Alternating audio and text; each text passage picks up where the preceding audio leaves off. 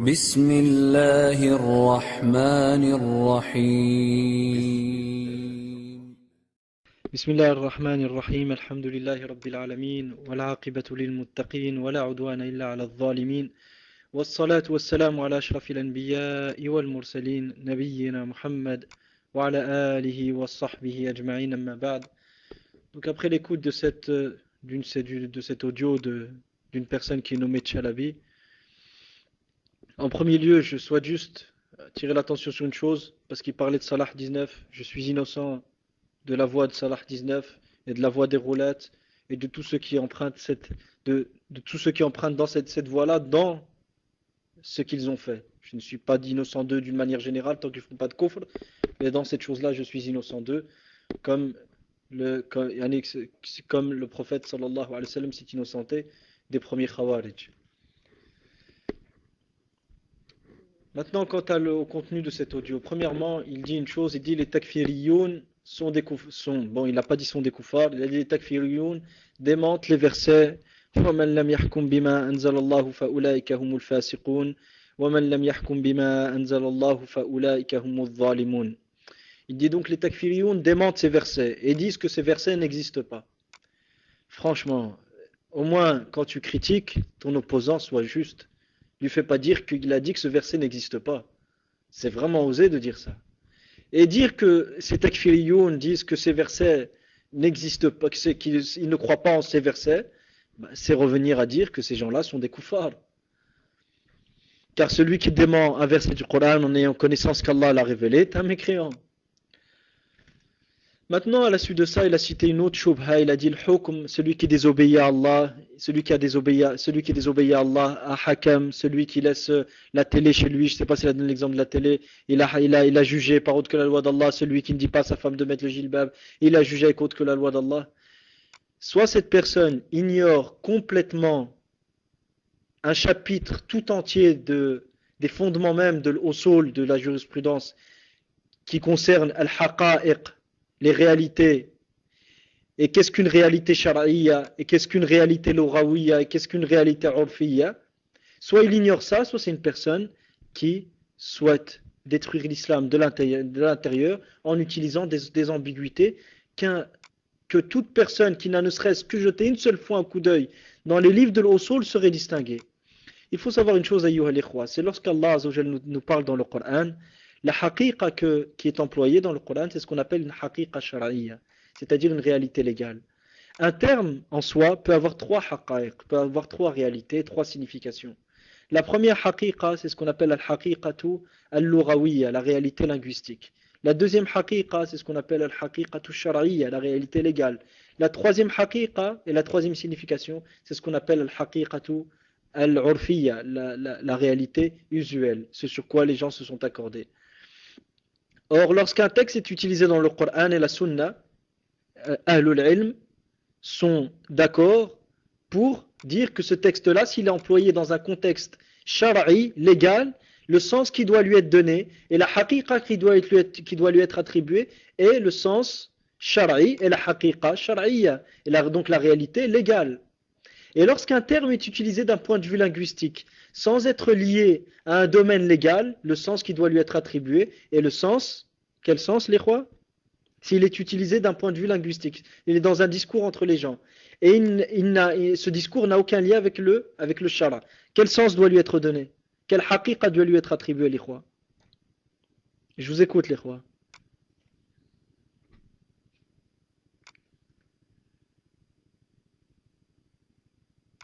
Le sens qui doit lui être donné, la réalité qui doit lui être attribuée, c'est la réalité linguistique. Taïeb, imagine-toi que ces gens-là sont des gens qui ne maîtrisent pas très bien la langue, ou qui maîtrisent la langue, mais ils se sont accordés à utiliser un terme dans leur usage et lui donnant autre que sa réelle signification linguistique.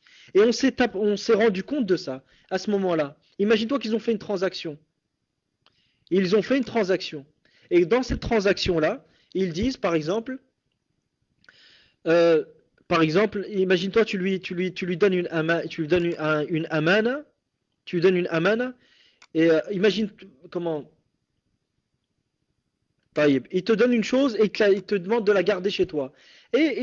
Imaginons que nous sommes auprès de gens qui utilisent le terme wahaba, qui signifie donner, pour vouloir dire je te la laisse en tant que dépôt. Et il te dit wahabtuka iyyaha, je te la laisse en tant que dépôt.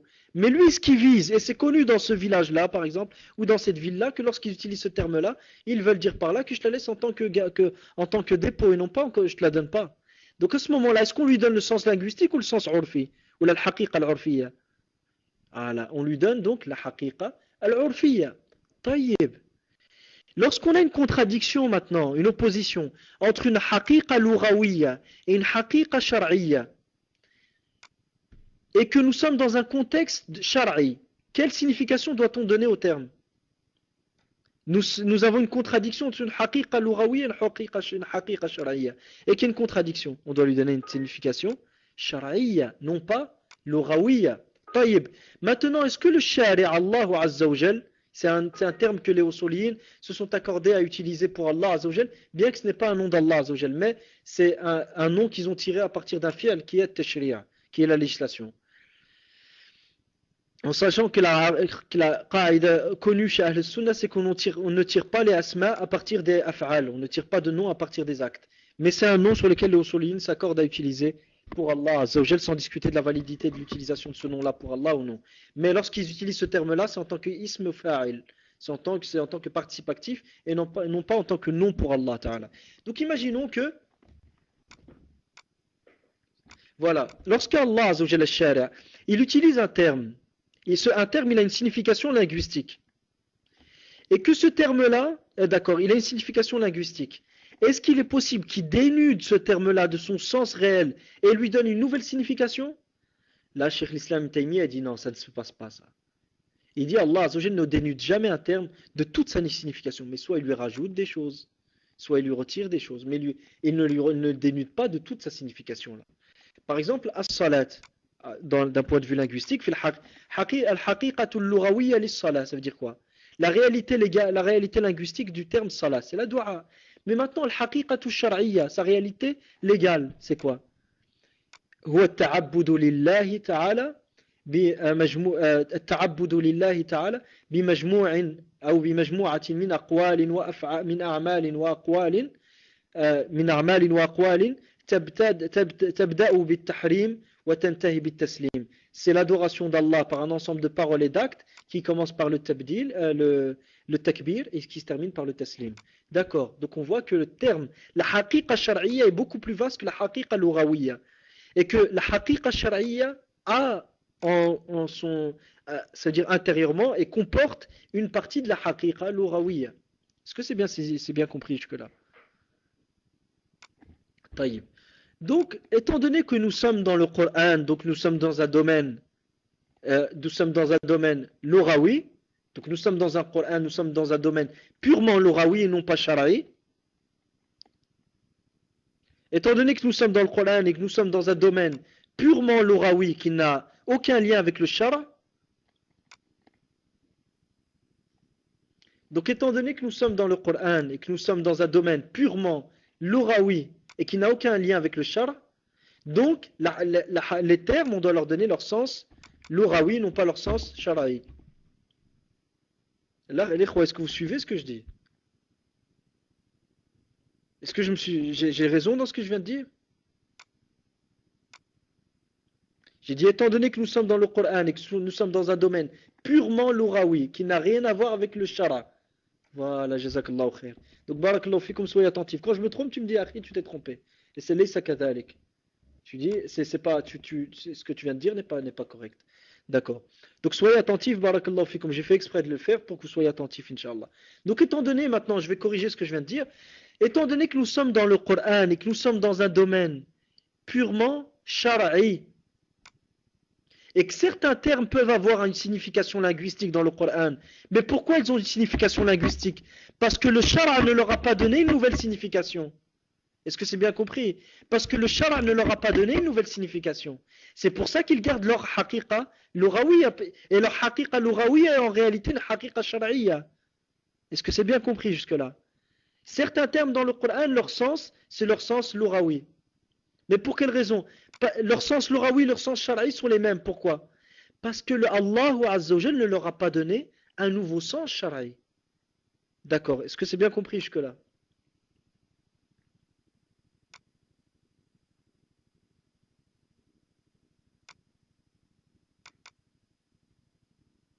طيب. Donc, étant donné que nous sommes dans le Coran et que nous sommes dans un domaine, dans un contexte légal, shara'i, qui a un lien avec le shara, la législation d'Allah, à ce moment-là, les termes, on doit leur donner leur haqiqa shara'iyya. La première chose que nous devons chercher au terme, ce n'est pas sa haqiqa linguistique, sa réalité linguistique et son sens linguistique. On doit chercher son sens légal. Et si nous ne trouvons pas de sens légal, là nous pouvons passer au sens linguistique. Est-ce que c'est juste? On doit, étant donné que nous sommes dans un contexte shara'i, légal, on est dans un contexte où Allah Azza wa Jal établit sa loi. Donc on doit d'abord voir est-ce qu'Allah n'a pas donné un sens à ce terme-là dans la loi. Et si Allah lui a donné un sens dans la loi, est-ce que nous on a le droit de lui donner son sens linguistique après qu'Allah lui ait donné un sens dans la loi? Est-ce qu'après qu'Allah ait établi une haqiqa shar'iyya pour le terme, est-ce que nous on a le droit de lui dire non, on va lui donner nous sa haqiqa linguistique, sa haqiqa lughawiyya? Est-ce qu'on a le droit de faire ça nous? Non. Et c'est la base même de l'erreur des mubtadi'a, al-murji'a. Qu'est-ce qui les a poussés à dire que la foi c'est tasdiq? Parce qu'ils ont pris la haqiqa lughawiyya du terme. Et Ahl Sunnah, lorsqu'ils ont répondu, ils leur ont dit quoi? Ils leur ont dit le terme il a un sens shar'i. Donc pourquoi allez-vous lui donner son sens lughawi? Et même son sens lughawi, nous ne sommes pas tout à fait d'accord avec vous que le sens de l'iman c'est at-tasdiq. Est-ce que vous comprenez à peu près les erreurs qui ont découlé à partir de ces principes erronés? Même les Murji'a, lorsqu'ils ont dit la foi c'est l'iman, l'iman c'est tasdiq, ils ont dit parce que c'est ça son sens linguistique. Et quand Ahl Sunnah ils sont venus leur répondre, ils leur ont dit quoi? Ils leur ont dit vous ne pouvez pas lui donner son sens linguistique dans l'hypothèse où on admet que son sens linguistique c'est l'approbation, c'est le tasdiq. Mais même si c'est le cas, vous ne pouvez pas faire ça. Pourquoi? Parce qu'Allah lui a donné un autre sens. Et l'autre sens, on va l'appeler comment, les rois? L'autre sens, l'autre haqiqa, on va l'appeler comment? On la nomme comment?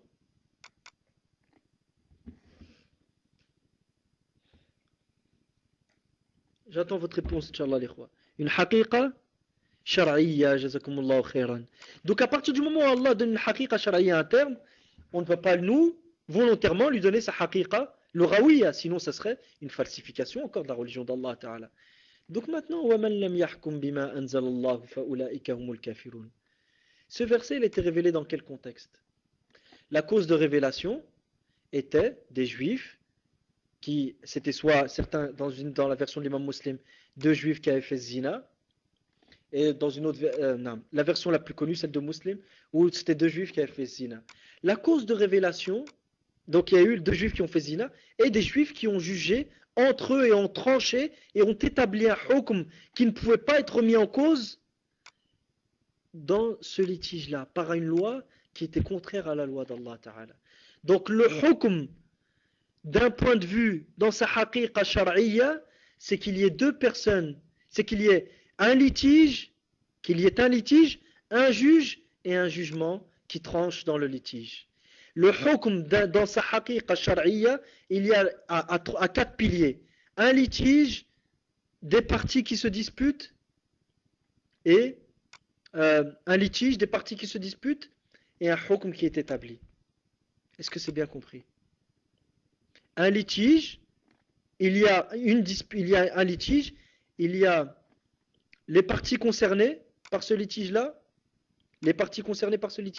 et un juge qui établit une loi qui est le contraire à la loi d'Allah. C'est ça le hukm dans sa haqiqa shar'iyya.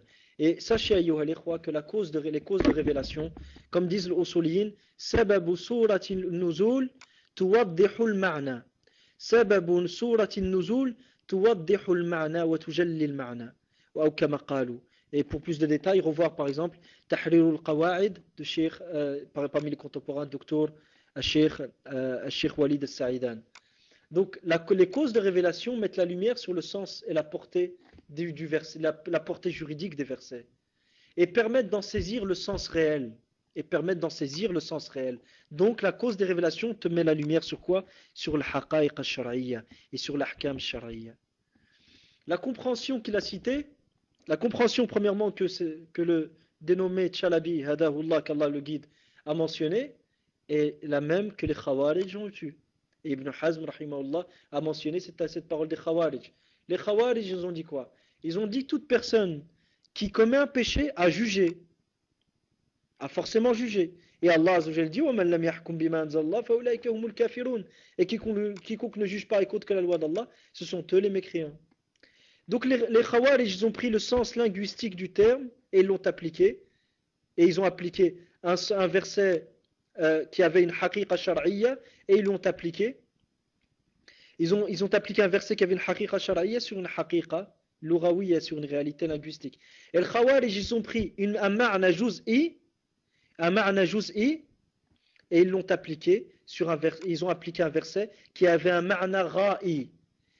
Ce verset qui a un ma'na ra'i, ils l'ont appliqué sur un ma'na juz'i. L'histoire de ma'na al-ra'i, ma'na juz'i, c'est l'imam Shatibi rahimahullah qui a cité ça. Et parmi les contemporains qui ont développé ce sujet, il y a Cheikh Abu Omar Abu Qatada rahimahullah farrajallahu kurbatahu. Donc, qu'est-ce qu'un ma'na ra'i, qu'est-ce qu'un ma'na juz'i? Un terme, un verset, a une signification qui est maximale.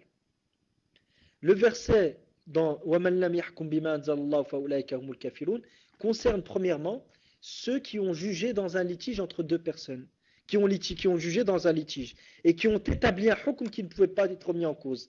Donc voici le ma'na al-ra'i, si on peut se permettre de dire un ma'na, le sens maximal ou le sens complet du verset.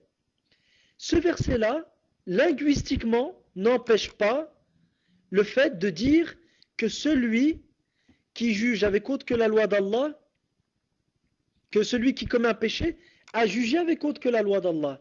Mais est-ce que ce sens, c'est un sens ra'i ou c'est un sens juz'i? Est-ce que c'est un sens partiel ou c'est un sens qui entre dans le verset d'une manière... on va laisser ça, l'histoire de ra'i et juz'i, j'ai peur que vous compreniez mal. On va rester sur la distinction entre le sens linguistique et le sens légal. Le sens légal du verset, et ceux qui ne jugent pas avec la loi d'Allah, ce sont eux les mécréants. Ce sens-là, ce sens montre que le verset ne concerne que celui qui juge dans un litige, et que cette personne a été un juge, et que les personnes qui sont en face sont venues pour être jugées ou ont été amenées pour être jugées, et que la personne juge par autre que la loi d'Allah. Maintenant, même si nous admettons que celui qui pêche, qui commet un péché, a jugé par autre que la loi d'Allah, ça c'est le sens linguistique. Or, on ne peut pas prendre ce verset et son sens linguistique et le faire entrer dans le verset, on ne peut pas prendre ce sens linguistique et lui donner le hukm complet qu'il y a dans le verset, dont le sens est un sens légal. Je répète, on ne peut pas prendre ce sens linguistique et l'inclure dans le verset afin de lui donner le hukm du verset dont le sens est un sens légal. Je répète une troisième fois, on ne peut pas prendre ce sens linguistique qui est que toute personne qui commet un péché a jugé par autre que la loi d'Allah et lui appliquer le verset dont le hukm contenu dans le verset, et ce verset-là, son sens est un sens linguistique. Donc la yumkinuna tatbiq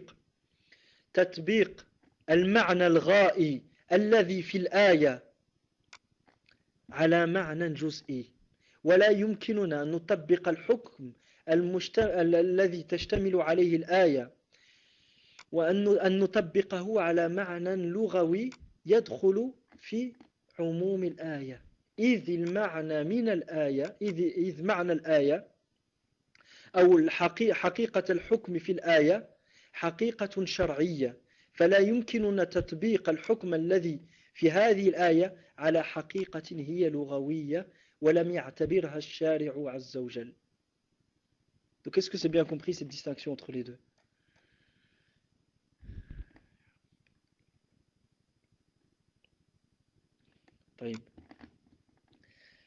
Donc je répète, Inch'Allah, donc le jugement, le hukm, a plusieurs significations. Une signification shar'iyya, une signification lughawiyya et une signification urfiyya. Et la cause de révélation, sabab al-nuzul, met la lumière sur le sens et la portée du verset et permet d'en saisir la réelle signification et sous sa haqiqa et sa réalité linguistique, sa réalité, et permet le verset. Donc la cause de la révélation met la lumière sur le sens et la portée du verset et permet d'en saisir la réalité linguistique. Donc il permet d'en réaliser le verset, la cause de la révélation met la lumière sur le sens et la portée du verset et permet d'en saisir le sens linguistique. La cause de la révélation nous permet de saisir le sens linguistique du terme et non pas le sens légal. طيب جزاك الله خير. Alhamdulillah. Donc en fait, voilà, jazakumullahu khair. Barakallahu fik akhi. Je vous remercie pour votre attention, Inch'Allah. Donc la cause de révélation met la lumière sur le sens, la portée la portée du verset permet d'en saisir le sens réel et la réalité shar'iyya et non pas la réalité lorawiyya. La réalité lorawiyya est définie par la langue. La compréhension que Tchalabi Hadahullah a citée est la compréhension même des Khawarij, du hukm. Et les savants qui ont mené, et une autre chose aussi, il a cité le hadith de Zubayr avec l'Ansari qui avait dit au prophète sallallahu alayhi wa sallam parce que c'est ton cousin. D'accord, c'est une question qu'on se pose. Cette personne-là n'a pas accepté le jugement du prophète sallallahu alayhi wa sallam. D'accord. L'a-t-il accepté, est-ce qu'il ne l'a pas accepté intérieurement ou extérieurement simplement? Cette personne, ce qu'il apparaît du contexte, c'est qu'il ne l'a ni accepté extérieurement, ni intérieurement. Parce que le verset Allah Azza wa Jalla dit فَلَا وَرَبِّكَ لَا يُؤْمِنُونَ حَتَّى يُحَكِّمُوكَ فِيمَا شَجَرَ بَيْنَهُمْ ثُمَّ لَا يَجِدُوا فِي أَنفُسِهِمْ حَرَجًا مِمَّا قَضَيْتَ وَيُسَلِّمُوا تَسْلِيمًا. Non par ton Seigneur, dans la traduction approximative, non par ton Seigneur, ils ne seront croyants aussi longtemps qu'ils ne te prendront pas comme juge dans leur litige. Deuxièmement, qu'ils ne se soumettront pas puis qu'ils ne ressentent aucune gêne intérieurement face à ce que devant ce que tu as devant ton jugement et qu'ils se soumettent d'une totale soumission. Donc dans ce verset-là, le verset a été révélé pour blâmer une personne qui était ce Ansari. D'accord. Selon le contexte du verset, ce Ansari n'avait pas accepté le jugement intérieur du prophète sallallahu alayhi wa sallam, le jugement du prophète sallallahu alayhi wa sallam. Il ne l'a pas accepté ni intérieurement ni extérieurement. D'accord. Donc ce Ansari, selon vous, selon ce qu'on comprend, il n'a pas accepté le jugement du prophète sallallahu alayhi wa sallam intérieurement. Et il ne l'a pas accepté intérieurement. D'accord. Les savants qui ont fait le tafsil sur le hukm bi ghayri ma anzallah, même pour le qawanin, ils ont dit quoi? Donc les savants qui ont même cité le tafsil sur le hukm avec autre que la loi d'Allah sont d'accord que celui qui n'accepte pas le jugement d'Allah et n'en est pas satisfait intérieurement et répugne le jugement d'Allah intérieurement n'est pas musulman. Et que la condition est qu'il considère sa loi, la loi d'Allah, meilleure que ce que que son jugement à lui. Et ces savants-là n'ont jamais parlé de celui qui n'accepte pas le jugement d'Allah intérieurement et qui ne se soumet pas au jugement du prophète sallallahu alayhi wa sallam intérieurement et qui ressent une gêne vis-à-vis du jugement du prophète sallallahu alayhi wa sallam intérieurement. Ils n'ont jamais parlé de celui-ci. Donc s'ils n'ont pas parlé de ça, appliquer ces paroles de savants sur ce hadith-là, ou amener ce hadith pour appuyer ces paroles de savants, est hors contexte. Il est complètement hors contexte. Ça, c'est une première chose. Deuxièmement, al-Usuliyin, ils ont divergé. Sur quelle question? Est-ce qu'il est permis, après que les savants, que les mujtahidines d'une époque, aient argumenté par un argument sur une question donnée? Imaginez qu'ils ont eu deux avis, d'accord? Et que chacun qui a eu ces deux avis-là,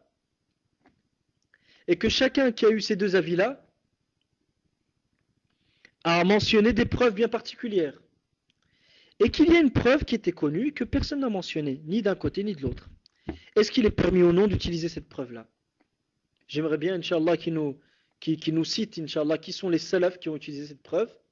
Premièrement, il n'en trouvera pas qui ont utilisé cette preuve-là pour ce sujet-là. Et que ces mêmes savants qui ont fait ce tafsil, ils n'ont pas utilisé le moins du monde cette preuve-là.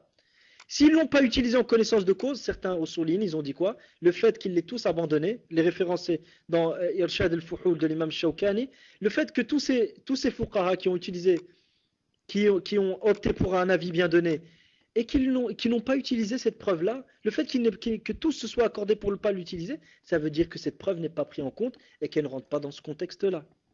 Donc on aimerait bien, Inch'Allah, qu'il nous apporte qui a utilisé cette preuve-là dans ce contexte. Deuxièmement, les savants qui ont permis d'utiliser des arguments, pour appuyer un avis qui a été émis par des savants auparavant et que ces savants n'avaient pas utilisé, ils ont mis comme condition au moins que la personne soit un mujtahid. Et ça m'étonnerait que Tchalabi soit un mujtahid. Donc on aimerait savoir de Tchalabi qui est le mujtahid qui l'a précédé pour argumenter à travers cet avis, à travers cette preuve, pour arriver à cette conclusion-là. Mais on voit à travers le premier point qu'il est clair que cette personne, que ces savants, que nul n'a jamais parlé de ce hadith-là. Parce que dans ce hadith, cette personne-là n'a même pas accepté le jugement d'Allah, le jugement du prophète sallallahu alayhi wa sallam intérieurement. Donc est-ce que vous dites que celui qui déteste le jugement du prophète sallallahu alayhi wa sallam intérieurement, celui qui ne se soumet pas au jugement du prophète intérieurement, il est musulman? Vous ne dites pas ça. À moins que ce soit une nouvelle bid'a, shani'a, que vous ayez apporté aujourd'hui. Mais sinon, en dehors de ça, les paroles que vous amenez, que ce soit de Cheikh Ibn Baz ou de d'autres, ils ne parlent pas de ça. Ils ne parlent pas de celui qui déteste la loi d'Allah Azza wa Jal. Il parle de celui qui considère qu'il est pécheur. Et est-ce que vous... Subhanallah al-Azim, méditez, ayyuha al-ikhwa. Quelqu'un qui se considère en état de désobéissance, parce que c'est ce qu'ils disent. Pour quelqu'un, le fasiq et le zalim, c'est qui? Celui qui juge avec autre que la loi d'Allah et qui dit que oui, je sais que c'est vrai, c'est pas bien ce que je fais. Taïb, celui qui déteste la loi d'Allah intérieurement et qui n'est pas d'accord avec, et qui ne se soumet pas à la loi du prophète sallallahu alayhi wa sallam, et qui refuse la loi du prophète sallallahu alayhi wa sallam, et qui considère que c'est une injustice. Est-ce qu'il dit oui, je sais que ce que je fais c'est un péché? Est-ce qu'il dit ça? Billah alaykum, est-ce que cette personne il dit ça? Même la condition qui sont mentionnées, il ne la respecte même pas. Cette personne qui, intérieurement, il dit que la loi du prophète est une injustice. Intérieurement, extérieurement, il dit que c'est une injustice, la loi du prophète sallallahu alayhi wa sallam. Il ne se soumet pas à la loi du prophète sallallahu alayhi wa sallam intérieurement. Il ressent une gêne vis-à-vis de la loi du prophète. Comment cette personne peut-il reconnaître, oui, je sais que je suis dans le péché et que la loi d'Allah est meilleure? Comment il peut faire ça? Enfin, subhanallah al-azim, qu'Allah nous guide nos cœurs et nous raffermisse sur le tawhid. Deuxièmement, ça c'est une autre chose par rapport à ce hadith, les savants tels qu'Ibn Hazm rahimahullah et d'autres ont mentionné que ces gens, Ibn Hazm en particulier a mentionné que ces gens, par exemple cette personne dans le verset Fala wa rabbik, les personnes mentionnées dans وَلَقَدْ قَالُوا كَلِمَةَ الْكُفْرِ وَكَفَرُوا بَعْدَ إِسْلَامِهِمْ وَلَئِنْ سَأَلْتَهُمْ لَيَقُولُنَّ إِنَّمَا كُنَّا نَخُوضُ وَنَلْعَبُ. Si tu les questionnes, ils te diront nous ne faisons que nous amuser et plaisanter. Ces personnes-là, Ibn Hazm a dit, forcément ils se sont repentis par après. Forcément ils se sont repentis, sinon le prophète sallallahu alayhi wa sallam leur aurait appliqué la peine. Et il disait Ibn Hazm, celui qui prétend que le prophète sallallahu alayhi wa sallam savait que c'était des mécréants, ne leur a pas appliqué la peine, et lui-même mécréant. Imaginez la gravité de ça. Donc Ibn Hazm a justifié le fait que le prophète n'ait pas appliqué la peine sur eux par le fait qu'ils soient repentis. Non pas que ce qu'ils ont commis n'était pas du kufr. Non pas que ce qu'ils ont commis n'était pas du kufr. Mais il a dit pourquoi le prophète n'a pas appliqué la peine sur eux, c'est que ces personnes-là ont manifesté leur repentir. Et c'était un devoir qu'ils aient manifesté leur repentir. Et s'ils n'avaient pas manifesté leur repentir, le prophète sallallahu alayhi wa sallam aurait forcément appliqué la peine. Et celui qui prétend que le prophète savait d'eux que c'était des mécréants et n'a pas appliqué la peine, cette personne-là est mécréant. C'est les paroles même d'Ibn Hazm. Donc, que ces gens aujourd'hui, ces contemporains viennent et nous disent que le prophète n'a pas appliqué la peine parce que ces gens-là, ce qu'ils ont fait n'était pas du kufr, soit ils ont été guidés, imma annakum irtadaytum ila hadin hiya khayr wa ahsan min hadi as-salaf al-awwalin, soit ils ont été guidés, ils ont été orientés vers une guidée et vers un chemin qui est plus droit que celui des premiers, wa imma annakum ibtada'tum bid'atan shani'a, soit vous avez apporté dans la religion une innovation, une hérésie qui est énorme. Fa'afanillahu wa iyyakum min dhalik wa hadanillahu wa iyyakum. Donc les versets sur le hukm bi ghayri ma anzalallah sont d'accord à dire, tous ceux qui ont exposé ces versets et qui optent pour l'avis qu'il y a un tafsil, sont d'accord à dire, même selon leur compréhension, que la personne doit reconnaître que la loi d'Allah est meilleure et doit aimer la loi d'Allah intérieurement et ne considère pas celui le hukm, non. Et ne considère pas le hukm de l'islam comme étant injuste, comme dans ce récit. Parce que cette personne dans ce récit, il a considéré le jugement du prophète, qui est le jugement de l'islam, comme étant injuste. Est-ce que les savants qui ont fait le tafsil, qui sont leurs savants, est-ce que ces personnes-là, ces savants-là, ils ont dit que celui qui considère la loi de l'islam comme étant injuste, est-ce qu'ils ont dit celui-ci, c'est un fasiq et c'est un zalim mais c'est pas un kafir? Ils n'ont jamais dit ça. Donc ces gens aujourd'hui, ils font même dire aux savants dont ils prennent ce qu'ils n'ont pas dit, qu'Allah nous préserve. Deuxièmement, si considérer que cette loi est injuste intérieurement, Parce qu'ils vont dire non, mais attendez, nous on vous a pas dit que cette personne-là, ce sahabi-là, l'a considéré injuste intérieurement. On vous a dit simplement celui qui considère, qui montre qu'il n'est pas d'accord avec la loi du prophète sallallahu extérieurement, il n'est pas mécréant s'il n'y croit pas intérieurement. On leur dit d'accord, attendez, juste une chose, on voudrait juste comprendre.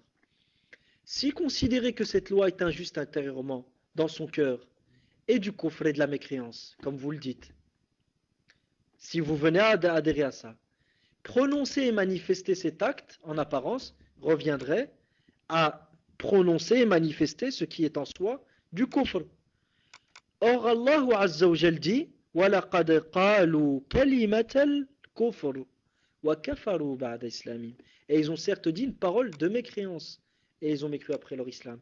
Donc si une chose est du kufr intérieurement, manifester ce kufr extérieurement est du kufr en soi.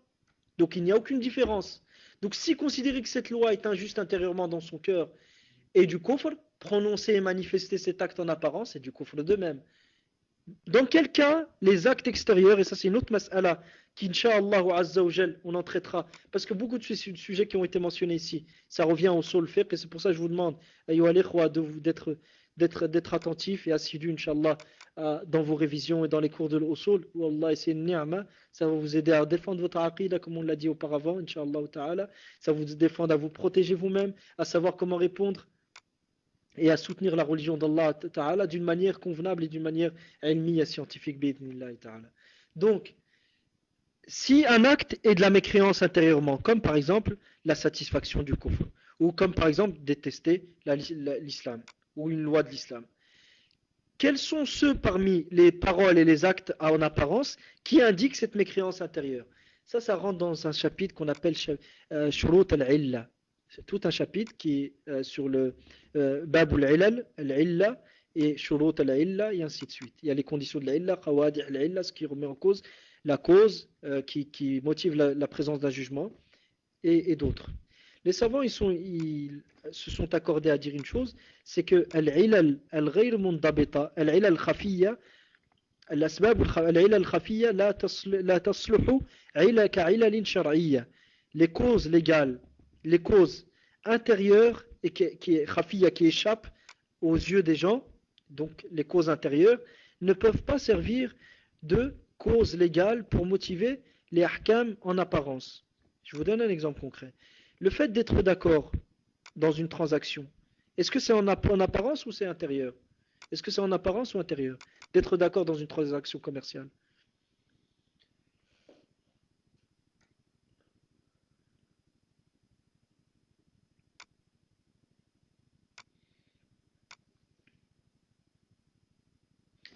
Être d'accord pour une transaction commerciale, c'est-à-dire être satisfait de donner sa marchandise et de l'autre côté l'acheteur qui est satisfait de donner la somme de la marchandise, qui est satisfait de perdre la propriété de son bien. Est-ce que c'est intérieur à la base ou c'est extérieur à l'origine? Est-ce que c'est intérieur ou c'est extérieur cette satisfaction et ce bien-être, pas ce bien-être, cet apaisement à se détacher d'un bien? Est-ce que c'est extérieur ou intérieur? C'est intérieur.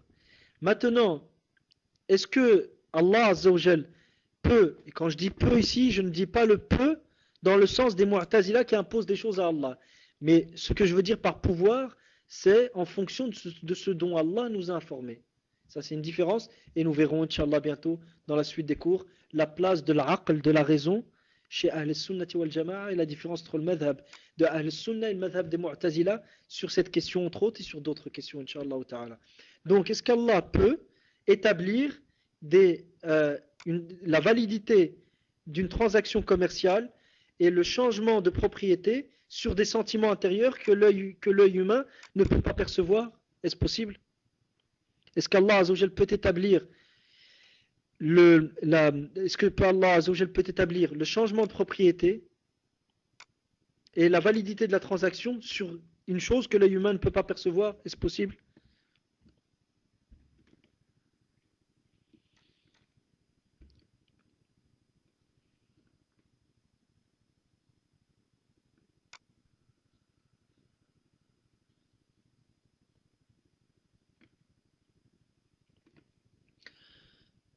En général, Inch'Allah, sachez donc, ayyuha al-ikhwa, que l'usuliyin, ils disent Allah n'établit pas de ahkam shar'iyya sur des choses que des ilal des ahkam shar'iyya sur base de causes légales de ilal qui ne sont pas perceptibles à l'œil humain.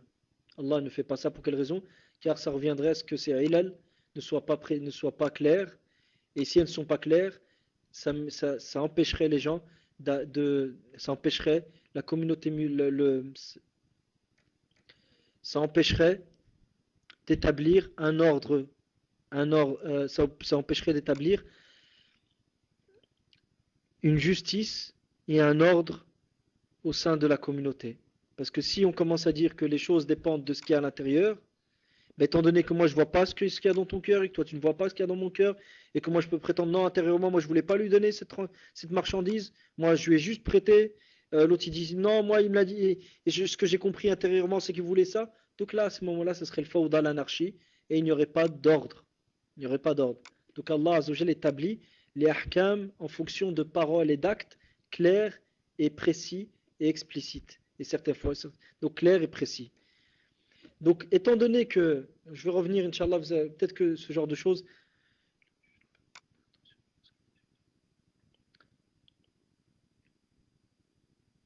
En fait, qu'est-ce qui prouve l'intention intérieure? C'est des actes extérieurs.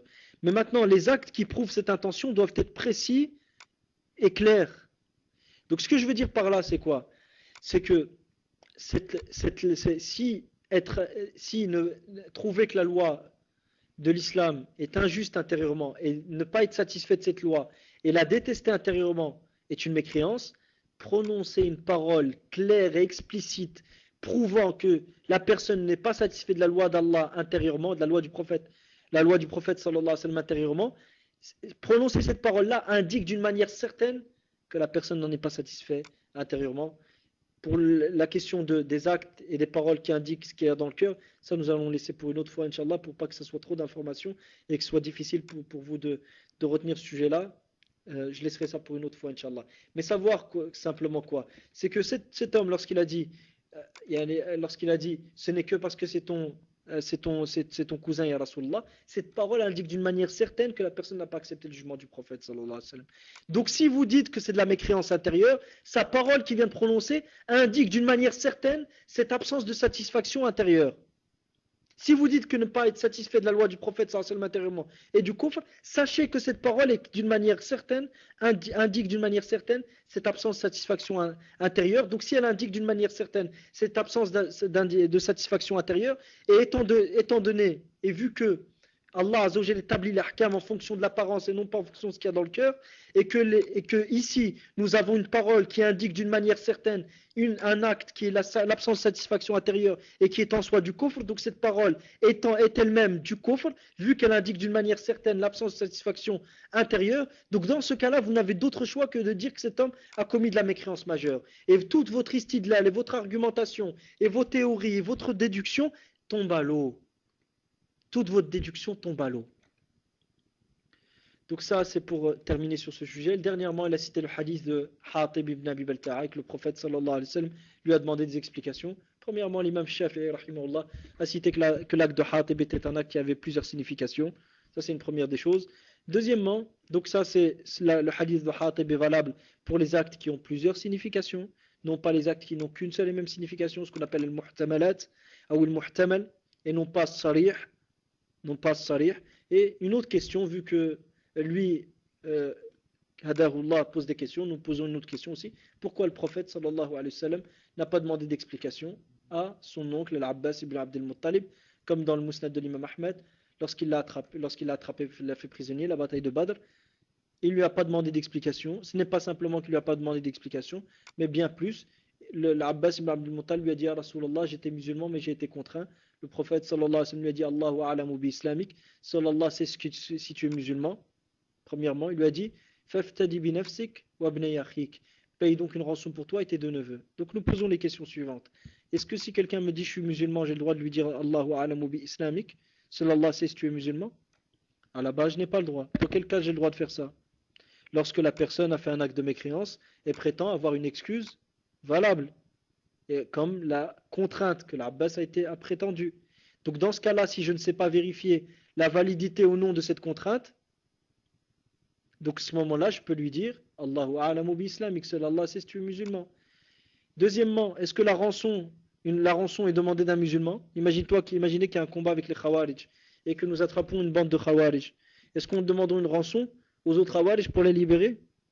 Est-ce qu'on demande une rançon pour les Khawarij? Pour libérer les Khawarij, est-ce qu'on demande une rançon? Non. Est-ce qu'on demande une rançon pour les Bourats qui se rebellent contre un État islamique? Avec un ta'wil qui est valable, est-ce qu'on demande une rançon pour les Bourats? Non, on ne demande pas de rançon. On ne demande de rançon pour aucun musulman. Aucun musulman nous demandons de rançon. Donc le fait que le prophète sallallahu alayhi wa sallam ait demandé à l'Abbas une rançon, ça montre qu'il s'est comporté avec lui comme un... Je vous laisse répondre, l'ikhwa. Est-ce qu'il s'est comporté avec lui? Donc le prophète s'est comporté avec l'Abbas comme un musulman. C'est bien ça. Jazakallahu khair, comme un kafir. Donc s'il s'est comporté avec lui comme un kafir, la moindre des choses qu'on puisse dire, c'est que ce qu'il a fait est dû. Peut-on se comporter avec une personne comme un kafir si la personne n'a pas fait du kufr? Non. Donc si le prophète s'est comporté avec lui comme un kafir, c'est que l'Abbas a fait du kufr. Donc pourquoi le prophète ici, ou si on pose une question, pourquoi il n'a pas demandé à l'Abbas, il y a l'Abbas, pourquoi tu as fait ça? Pourquoi il n'a pas demandé ça? Pourquoi il n'a pas demandé à l'Abbas, il y a l'Abbas, pourquoi tu as fait ça? Il a demandé à Hatib. Parce que l'acte de l'Abbas n'a qu'une seule et même signification, qui est le combat, qui est le soutien des mécréants contre les musulmans. C'est le sens apparent de son acte. Et le sens de l'acte de Hatib ibn Abi Balta'a a plusieurs significations, qui est le tajassus, donner des informations aux mécréants contre les musulmans. À ce moment-là, ça peut être du kufr, ça peut être un soutien clair aux mécréants contre les musulmans, et ça peut ne pas être un soutien, comme dans la même risala comme dans la risala de Hatib. Al-Hafidh ibn Hajar rahimahullah cite dans Fath al-Bari que la risala portait le contenu suivant: Ya ma'shara Quraysh, Mohammed vient vers vous avec une armée qui est aussi grande que la nuit, méditez donc sur votre situation. Où est le soutien que Hatib a apporté aux mécréants contre les musulmans par cette simple lettre? Il n'y a pas de soutien ici. Donc c'est pour ça que le tajassus, mutlaqut tajassus, l'espionnage dans l'absolu n'est pas du kufr. Mais s'il amène à soutenir les mécréants contre les musulmans, c'est du kufr. Mais l'espionnage dans l'absolu, donner des informations aux mécréants contre les musulmans, donner aux informations aux mécréants venant des musulmans, ce n'est pas du kufr dans l'absolu. C'est pour ça que le prophète a demandé à Hatib: pourquoi tu as fait ça, étant donné que son acte avait plusieurs significations. Vu que Hatib lui a dit à Rasulullah: je n'ai pas fait ça pour apostasier, et ainsi de suite, le prophète sallallahu alayhi wa sallam a su que l'objectif de Hatib n'était pas de soutenir les mécréants contre les musulmans. N'était pas de soutenir les mécréants contre les musulmans, donc ce n'était pas du kufr. Et si le fait de soutenir les mécréants contre les musulmans dans tous les cas était du kufr, donc à ce moment-là, le prophète aurait au moins demandé des explications, aurait au moins accepté les explications de l'Abbas. Non pas qu'il lui demande, il ne va même pas lui demander, on ne va même pas demander qu'il lui demande, mais au moins de les accepter. Et ce que je veux dire ici par lui demander, c'est simplement une manière selon, c'est-à-dire vos dires. C'est pas, on impose au prophète, hasha, astaghfirullah al-azim, c'est pas du tout mon objectif. Et enfin, pour terminer, Inch'Allah ta'ala, franchement, pour sa comparaison entre appliquer la démocratie et le jilbab, je n'ai rien d'autre à dire que Subhanaka hada buhtanun azim. J'ai rien d'autre à dire que ça, simplement que cet homme, Tchalabi, qu'il aille revoir, Inch'Allah, qu'est-ce que signifie la démocratie, avant de la comparer au fait de ne pas porter le jilbab. La démocratie qui revient à octroyer la suprématie à la nation en tant qu'entité, donc la nation en tant qu'entité a un droit suprême et à un droit suprême de légiférer, et la souveraineté revient à la nation. Et vu que la nation ne sait pas et ne peut pas entièrement et dans sa totalité mettre en œuvre cette suprématie, cette souveraineté, est apparu à ce moment-là la démocratie représentative, qui est qui est un mouvement à la base anti-religieux et qui a voulu retirer le pouvoir de ce qui s'imaginait représenter Allah, Dieu sur terre, qui était l'Église, pour le donner à la nation. Donc la démocratie est à la base un mouvement anti-religieux et un mouvement qui vient à retirer le pouvoir de législation à ce qui s'imaginait être Dieu pour le donner à la nation. Et étant donné que l'ensemble de la nation ne peuvent pas tous mettre en pratique cette souveraineté, à ce moment-là est née la démocratie représentative, qui a pour objectif que le peuple choisisse ses représentants au sein du Parlement, et donc ils choisissent leurs législateurs et leurs seigneurs, les gens qui vont légiférer en leur nom. Donc il leur donne un pouvoir absolu de législation. Chacun de ses représentants a un pouvoir absolu de proposer les lois. Donc il a un pouvoir qui n'appartient qu'à Allah Ta'ala. Il a un pouvoir absolu de fixer, de proposer les lois. À ce moment-là, les lois, il propose sa loi. Si la majorité vient à accepter cette loi-là, la loi ne peut être remise en cause à moins qu'une autre majorité vienne et remette en cause cette loi-là. Et ça revient à donner à leur jugement une caractéristique qui n'appartient qu'à Allah Ta'ala. Car Allah Azza wa Jal dit Wallahu yahkumu la mu'aqqiba li hukmi. Wallahu yahkumu la mu'aqqiba li hukmi. Et Allah juge et tranche et nul ne peut remettre en cause son jugement. Et la démocratie dit et le Parlement tranche et nul ne peut remettre en cause son jugement. Donc la démocratie est une religion, est un dîn, est un système qui s'oppose complètement au système islamique. La démocratie revient à diviniser la nation et à diviniser la volonté de la nation. La démocratie revient à octroyer à autre qu'Allah, ce qui n'appartient qu'à Allah, qui est le droit absolu de fixer les lois. Donc maintenant, comparer la démocratie à porter le djilbab, franchement, c'est osé et franchement, c'est de la bêtise humaine. C'est tout, c'est aberrant, c'est de la bêtise humaine. Franchement, je trouve pas les mots pour décrire ça. Wallahu ta'ala a'la wa a'lam. Et j'espère que dans ce contenu, Inch'Allah, dans cet exposé, il y a le kifaya, ce qu'il faut pour répondre aux ambiguïtés de ces gens qu'Allah les guide et qu'Allah les guide, qui ont les cœurs malades, qu'Allah nous préserve, qu'Allah les guide, Inch'Allah, qu'Allah les guide. Assalamu alaikum wa rahmatullah. Assalamu alaikum.